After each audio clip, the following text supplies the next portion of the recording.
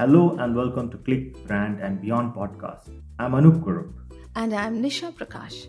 At Click Brand and Beyond, we break down marketing and brand building into easily digestible nuggets from business founders. We teach you how to use the latest technology and trends to grow your business. Let's get started.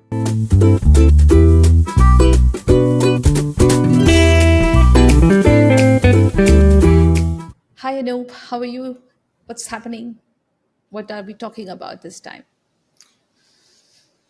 We are talking about target audience, and we are talking about connecting with target audience. Oh, by the way, if you hear some background noise, that's rain. I'm in a very nice rainy place today, Oh, and it's wonderful. soothing. So, but I thought we'll continue. The background music is nice with the rain, pitter patter of the rain. Wonderful. Any, I'll live vicariously through that. the interesting thing about this topic is I feel very passionately about this, and I feel very passionately against the practices in the industry right now, because I feel that marketers have hijacked, this target audience term itself. They and not in a good way, right? I mean, target audience means, oh, let's create a PowerPoint presentation about the customer profile and structure and pain point and preferences and aspirations, and you have those charts, right? Demographic, psychographic, and profiling and whatnot.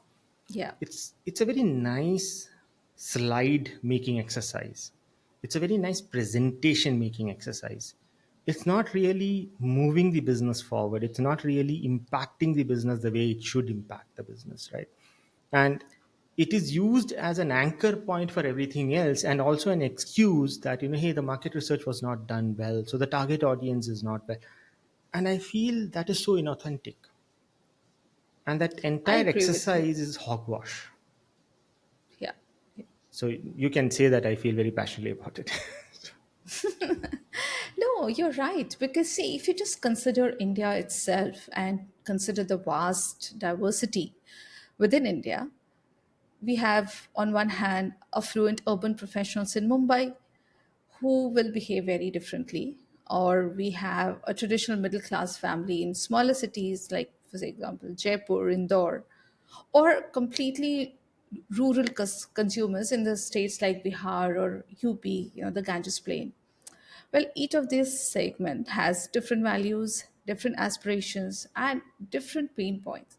So, say for example, if a Swiggy has to deliver in all these areas, how are they going to create how are they going to create that story? How are they going to create a target audience? How are they going to create a narrative that will address these different target audience and their pain points or their aspirations? And I think just to add to what you're saying, this is absolutely right. So what do you think is an alternate way of looking at it? Should we start by just solving a problem statement or just a pain point for the consumers, or is there any other alternative way of looking at it? What's your take? See, you mentioned a particular business, Swiggy, Zomato. These are all food delivery businesses. What do they do? What's the value proposition there? They will get food from a restaurant within this many square kilometers of your home and deliver it to you within half an hour, 1 hour, whatever that time period might be. So you don't have to travel to the restaurant. The food comes home, the same restaurant food which you love. You don't. So this is what they do, right? Yeah. So for this to happen, what are some things the customer or the consumer have? Number one, the consumer should have a smartphone. They should be familiar with how to use a smartphone, download the apps, configure it, and set it up, etc. Number two, they should have money.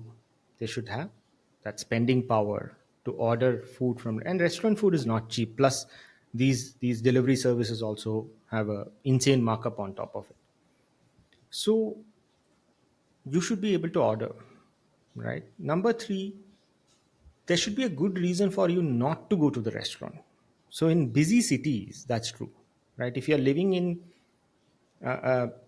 let's say a town where it's easy to drive, it's not very crowded, streets are not busy, then why would you want to order in? You will want to go out most of the time, because going Yeah, out is an experience. The yeah, restaurant's ambience, etc., is an experience. So the reason you order in could be celebration, because you have friends home, or people have come in, guests have come in, birthday parties happening, whatever that might be. Or maybe you're not feeling up to it. I don't feel like cooking today, yeah. right? Therefore, I'll order. Or I just want to eat something different, just cleanse that palate, the change of taste. I'll order, which means you have that disposable income to order. So now, if Swiggy or Zomato were to launch in some village or rural township, it'll be a miserable failure because the need doesn't exist there. Does that mean the people changed? No, the same human being. It could be the exact same human being that's from the same district but different locations. One is a town, one is a busy city, one is a rural village. Rural area. Yeah. Yeah. So suddenly the human being is not changing. What has changed is the environment. Now your marketer who's going to take this and say this is the target audience, they're going to create a really nice PowerPoint presentation which means nothing. Because frankly, you know, this aspiration pain point, they'll say it's aspirational. No, it's not aspirational to to order food. In fact, in many communities, ordering food from outside is considered a bad thing. Bad thing. Exactly. That is also true. And that's why Zomato's Ghar Ka Khana campaign. We'll talk about that later. But wonderful point, Anup. Yeah, so it also means that we took the food example, right? How about take a clothing retail example? The way their customer profile changes is completely different, right? I mean, you have a shop in a particular location. Now, first of all, why did you choose that location? Let's say there were reasons and there's footfall. What type of clothes are you selling? Is it very high end designer wear, or is it everyday wear? Type of clothing: western wear, Indian wear, regular wear, occasion wear. So there are so many categories there. But what are the categories? If you really closely look at the categories of clothing alone, right? So the clothing categories are based on occasion, based on region, based on status. So what you are selling is not a piece of cloth alone. Yeah. It's also something else. And therefore, what the customer is buying is not just a piece of cloth. They are trying to fulfill a need, fulfill a requirement. And by a feeling, I mean, how do they feel when they wear that cloth? About So the their feeling look, about also their self esteem. translates, Yes. but the feeling also translates, right? Because if you're going out clubbing,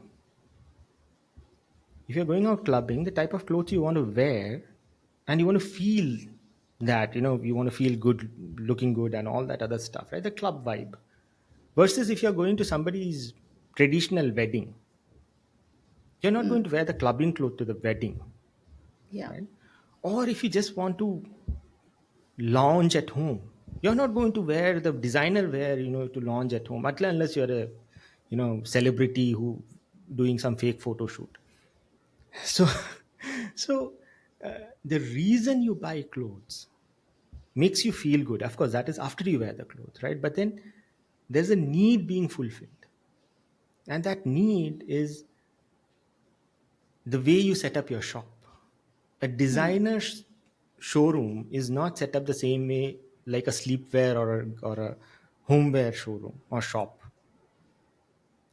right? If you're going to spend $500 on some dress, I mean, I'm not saying that's a very high end, but let's say $500, it's a substantial amount of money, right? Versus $10, there's a huge difference in quality and aspiration. One is aspirational, that dress is aspirational, versus this is needed, regular, right?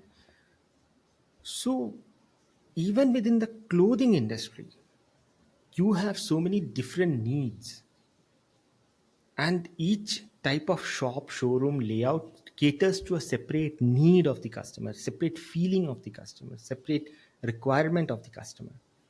So it's very wrong to say that, oh, I'm going to start a clothing store, let us just put together a customer profile for the clothing store.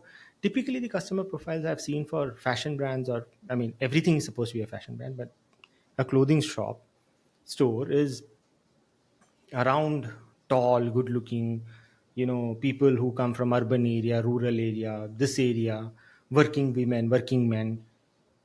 I mean, what are you trying to say?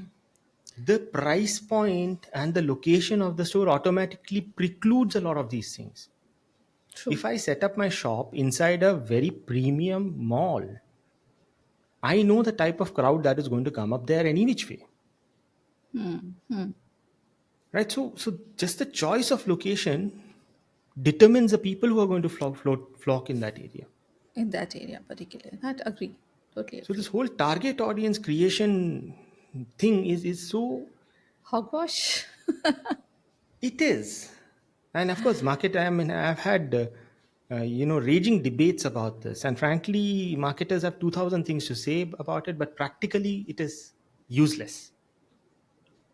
Yeah. Now somebody will come up and say, no, no, you can't say it is useless. Of course, it's so useful. Of course, it's useful for your agency and your people inside your agency, or your role as a marketing XYZ in a company, because you are safeguarding your interest. Of course, it's this thing from a customer's perspective. This whole How PowerPoint important it presentation, is. these slides are not useful. Yeah. And also, many entrepreneurs, especially in small businesses or startups, they come from a place of either intuition or personal experience.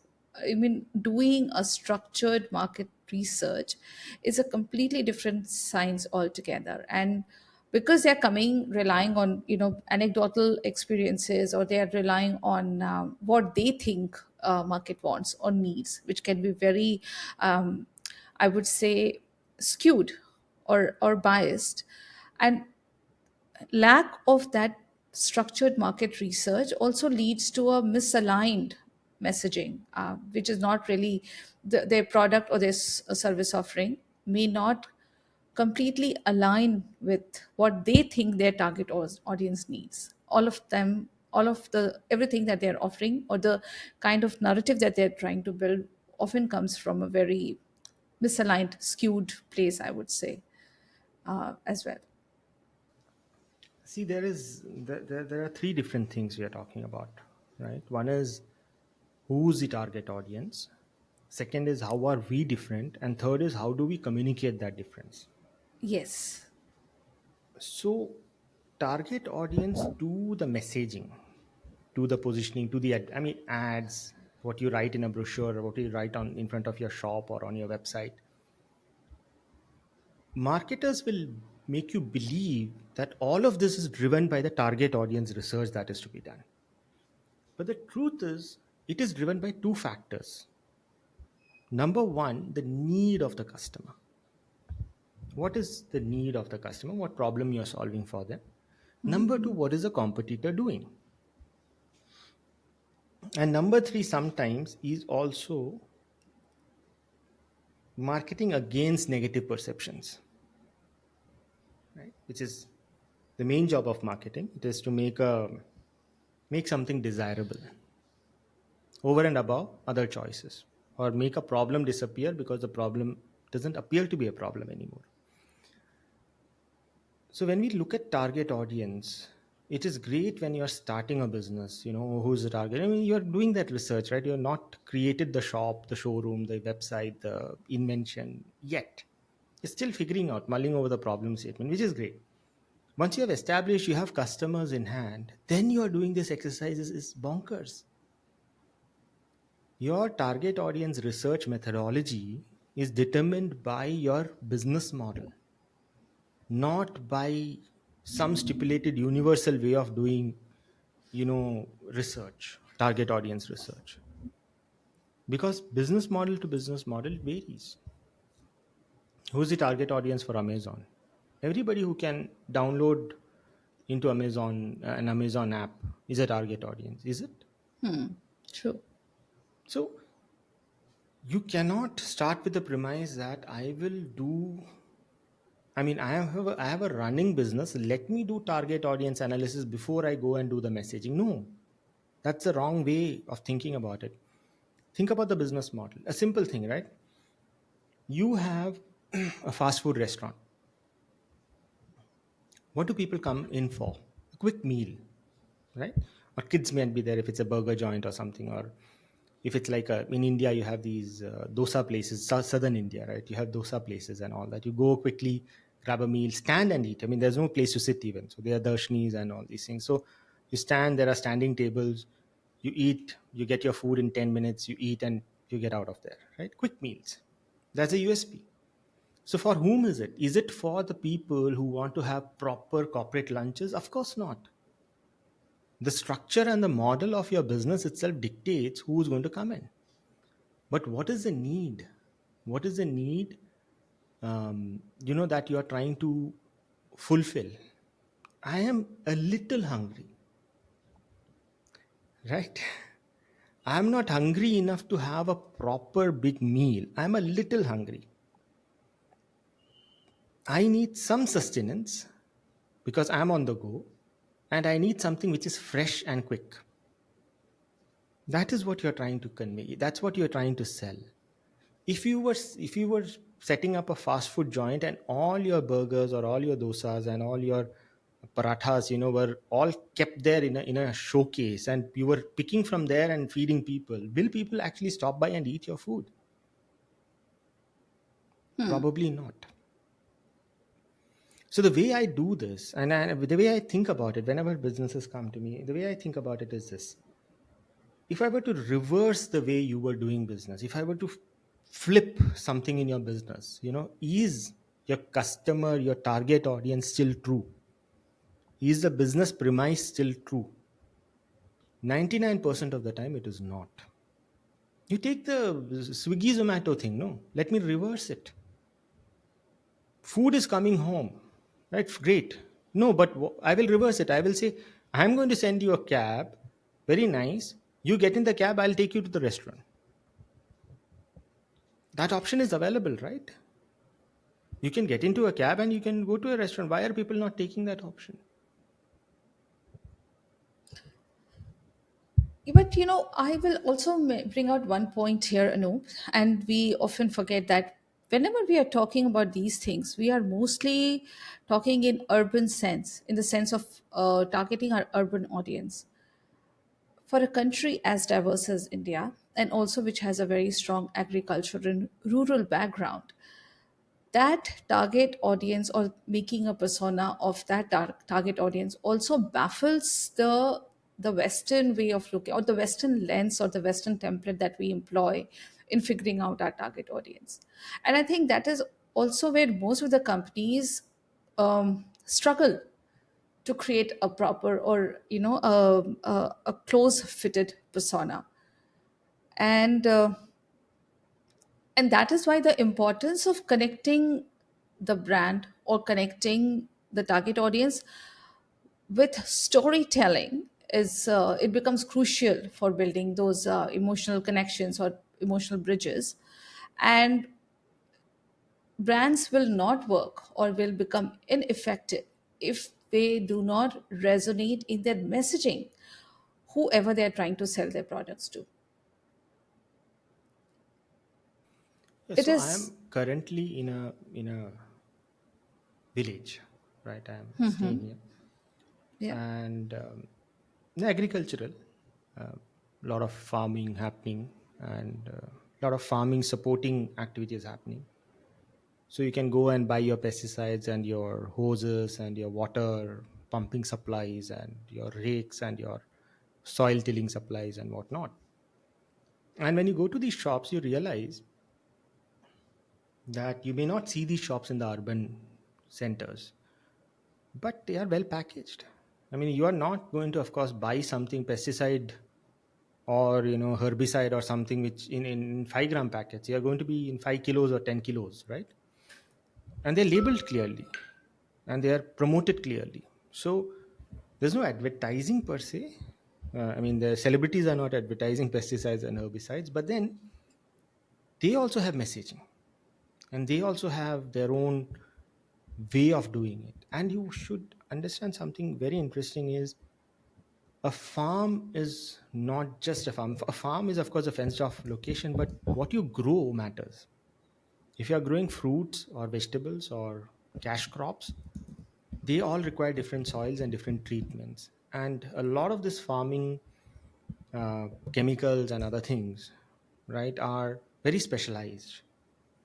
I mean, even your insecticides, for that matter, are very specialized, right? So it's a very interesting premise. It's not, and the interesting thing is they are not doing target audience profiling. They are doing crop profiling. Their target audience is the crop and the soil. you know, so they are creating the marketing and messaging around that. They are not saying you are tall and you're handsome and you're round and you have this many hairs on your head. No, nothing like that. Your audience is actual soil and actual crop. So when we say target audience, we immediately think of people, right? It's not true. It's a need and what you're trying to solve for. But anyhow, that's probably very a longer discussion that is required around that. Yeah, no, I think I really like this approach, Anoop, and even though it's a bit disruptive, um, building target audience or building target persona is is sorry, let me put it other way around. So solving a problem or addressing a pain point can be more powerful than building audience or target persona. And I think most of the marketers will definitely benefit from this thought. We definitely need to discuss this more, expand this idea a little bit better. But for now, I truly believe it's a way to go forward, because, and especially in a country like India, which is plural, multicultural, diverse, etc. And this thought helps. Also, what is also important here, and we'll quickly touch on this because we're running out of time, is crafting authentic and relatable stories, which I think is very, very important. If especially if you look, one example is that Meta, during the times of COVID, they were coming out with such beautiful films, a small shorts, talking about how Meta can help people connect or build communities or even solving their problems. Really emotional story. Nowhere will it say that. Use Meta or use Facebook. But what Facebook was doing in building the community, and those stories which were being shot in remote areas like Himachal or even Punjab, for that matter, like normal day to day people who have little shops and who are running a guest house and things like that. It was absolutely wonderful way of telling a story, building that emotional bridge, and inspiring people to use that product even more. That is one thing that again keeps on coming back. It's like a recurring theme in everything that we talk about, is crafting authentic and relatable stories. But one more point that I want to kind of bring here forward is to have consistency across all the touch points. And it is very important to maintain a cohesive brand voice and building a cohesive message. Your Instagram and your Twitter should be saying the same thing, even if they are speaking to different audience or different set of audience, with the audience who will interact with that particular touch point in a different way. At least the story is the same. Amul, for example, their Amul girl mascot is a very consistent use of their story and their narrative. And I really love Amul example. I like to use it quite a lot. But consistency across multiple touch points is very important. So, just to recap this whole discussion that we have had, Anoop, how would you conclude the this discussion? Thanks for that, Nisha. First of all, I would say stop looking at universal ways of doing target audience research. They don't work. Understand the premise of your business, understand the levers that really brings the customers in, and what is important, what need for the customer are you fulfilling. So business model kind of dictates a lot of these things. The need of the customer dictates how you will position your product. Of course, you also have to take into account the competition. So the two, three more important things are the need, the competition, and how you differentiate. That's how the messaging works. And consistency matters, of course. Once you have picked that this is how I am going to message and address my target audience's needs, you have to consistently state the same thing over and over again in different ways. Like you gave Facebook's example, it's all about staying in touch. It's all about connecting community, that collective, right? And they may say through various stories, but the underlying message remains the same. So yeah, don't start with a PowerPoint slide. Start with the business model, start with the customer need, and do the unthinkable, which is going and talking to people. I know a lot of marketers, a lot of businesses are very uncomfortable doing that, but that's the only way you learn. Talk to 100 people, you will learn more about what your audience prefers than trying to do any kind of whiteboard exercise. That's how I'll conclude it. Thank you, Nisha. Thank you very much, Anoop. Lovely discussion, and see you in the next episode.